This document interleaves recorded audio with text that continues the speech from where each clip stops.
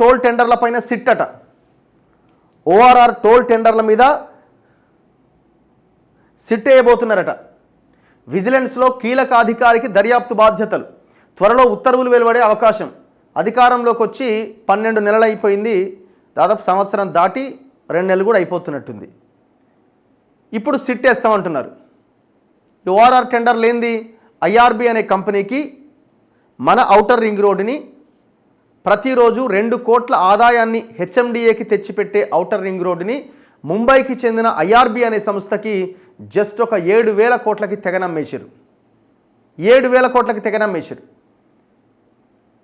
Every 2 ఇయర్స్కి ఒకసారి 3 ఇయర్స్కి ఒకసారి ఆ టోల్ ఛార్జ్ కూడా రివైజ్ చేస్తూ ఉంటారు. ఛార్జెస్ పెరుగుతూ ఉంటాయి. కార్లు కొనే వాళ్ళ సంఖ్య, ఔటర్ మీద ప్రయాణించే వాళ్ళ సంఖ్య పెరుగుతూ ఉన్నది రోజు రోజుకి. నిన్న మొన్న లెక్కలు, లాస్ట్ మంత్ లెక్క చూసినా పర్ డే 2 crores ఆదాయం వస్తున్నది ప్రభుత్వానికి, హెచ్ఎండిఏకి. అంటే దగ్గర దగ్గర 30,000 కోట్ల పైన 30 ఏళ్ళకి ఆదాయాన్ని తెచ్చిపెట్టే ఔటర్ రింగ్ రోడ్డుని జస్ట్ 7,000 కోట్లకు తెగనమ్మేసారు. పోయి ఆ డబ్బులైన ఎక్కడున్నాయంటే ఎలక్షన్ల కోసం ఖర్చు పెట్టేసారు. కథం. దీని వెనకాల క్విడ్ ప్రోకో జరిగిందన్నది వాస్తవం. పెద్ద కుంభకోణం ఇది.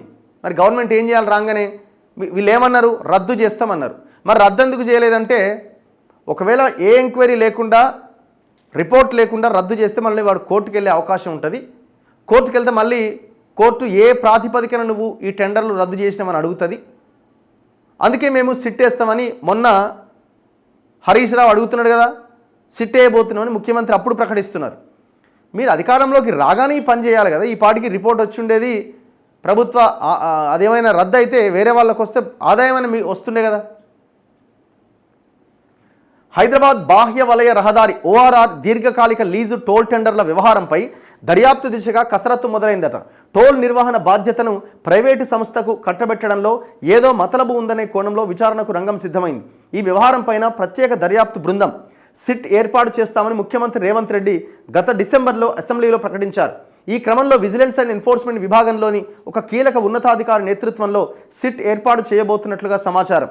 దీనిపై త్వరలోనే అధికారిక ఉత్తర్వులు జారీ కాబోతున్నట్టుగా తెలిసింది. ఐఆర్బీకి 7,380 కోట్లకు లీజు. బీఆర్ఎస్ ప్రభుత్వ హయాంలో 2023 ఏప్రిల్లో ఐఆర్బీ ఇన్ఫ్రాస్ట్రక్చర్ లిమిటెడ్ అనే సంస్థకు 7,380 కోట్లకు ఓఆర్ఆర్ను టోల్ ఆపరేట్ ట్రాన్స్ఫర్ విధానంలో 30 ఏళ్లకు లీజుకి ఇచ్చారు. అప్పటి వరకు ఓఆర్ఆర్ నిర్వహణతో పాటు టోల్ వసూళ్ల ప్రక్రియ హెచ్ఎండిఏ పరిధిలో ఉండగా ఐఆర్బీ చేతికి వెళ్ళింది.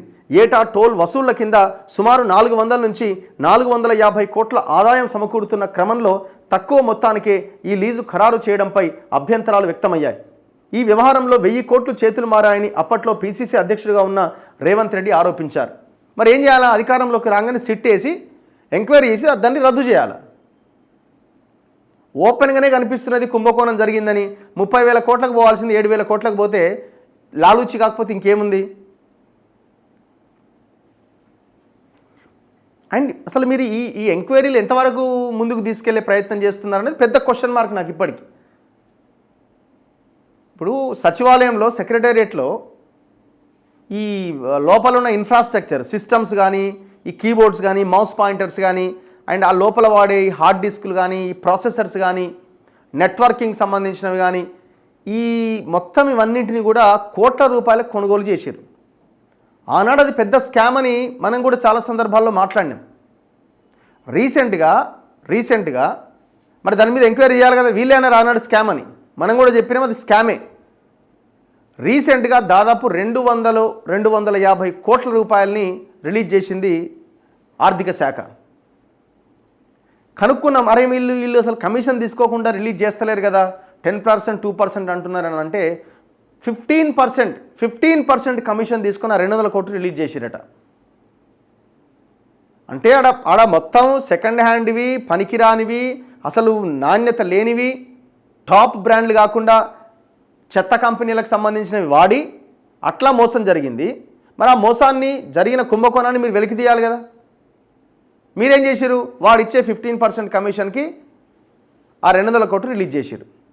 నెక్స్ట్ ఆ ఎపిసోడ్ చాలా డీటెయిల్స్ తీస్తూ ఉన్నాము, ఆ కంపెనీలు ఏంది, ఆ కథ ఏందన్నది. మరి అట్లాంటి విషయాల్లో ఆ రకంగా వ్యవహరిస్తున్న మీరు మరి ఏం చేయగలుగుతారు? మీరు ఎంక్వైరీ, ఒక్క ఎంక్వైరీ ముందుకు పడుతుందా? సంవత్సరం అయిపోయి ఎటుపాయ ఫార్ములా కార్ రేసు.